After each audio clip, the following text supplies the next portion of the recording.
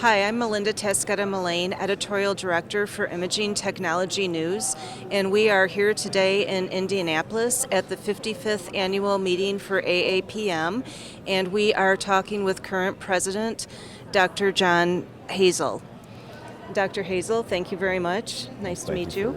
And what we'd like to find out today, what are the current trends in medical physics? Good.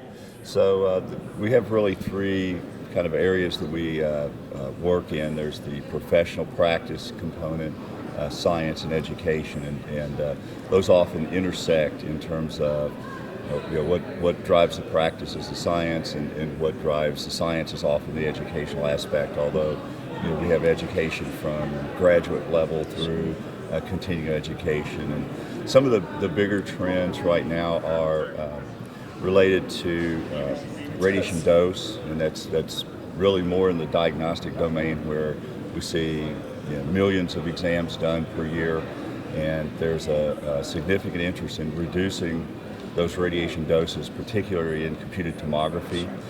But the challenge is, how do you reduce that dose and maintain the image value? Right. And that's where the medical physicists really become important, working with the radiologist and the technologist to come up with approaches that can reduce the dose and still maintain the image quality. And we work closely with many of the vendors. They come out and they implement the technologies that allow us to do that. Great. So that's been a very significant, high profile, lots of public interest in that recently. We've also got many other projects going in radiation oncology, optimizing dose, looking at dose response, trying to improve the quality of radiation oncology through better practice guidelines on the technical physics side. So those are probably two of the bigger overarching things. Excellent. Lots going on. Lots going on. Yes. And how about the future? What's the future looking like for AAPM? Right. So we have several very interesting projects that are going on. There's actually a very much stronger convergence of the imaging and the radiation oncology field. So understanding how we can better image tumor characteristics and use that in more advanced treatment planning that allows for escalation of doses where we know the tumor is, or the tumor that's going to be more resistant, and then reducing doses to normal tissue. We have a very big initiative with an alliance called the Quantitative Imaging Biomarkers Alliance that's kind of has a home in the Radiological Society of North America, but we're a very significant partner. The co-chair of that committee is an AAPM member, and that group is really getting a lot of traction. And one of the implications from that committee is how we can derive image data that can then be linked into the genomic data, which of course now the genomics is really driving a significant fraction of medicine. It's particularly important in oncology.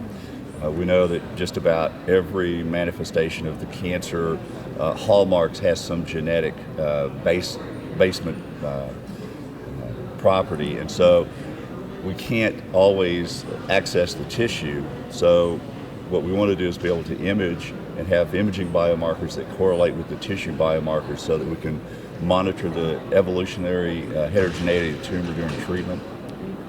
So that's another big project.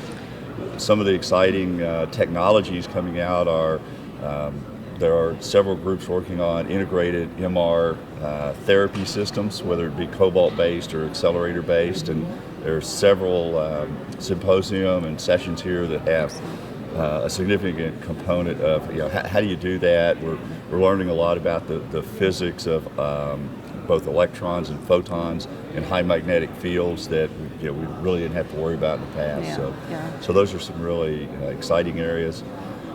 In education, we've evolved to have a much more structured training program to get to become a qualified medical physicist and participate in the healthcare industry. And one of the challenges we had was the funding mechanisms for the imaging residencies were difficult. The AAPM board last year approved a significant amount of money to fund 4 new residency programs. We approached the Radiological Society of North America about partnering with us in that project, and they came in and supported 2 additional. So this year we actually have partially funded 3 new imaging physics residency programs. We hope to go back to RSNA, get some more money, and then next year fund 2 or 3 more. And that will really get us back to the point where we'll have enough residencies, and this is very significant because the qualifications to enter the American Board of Radiology examination process starting this year. So applicants who apply this year to start the examination process next year now have to be entered into or completed a CAMPEV accredited residency. Okay.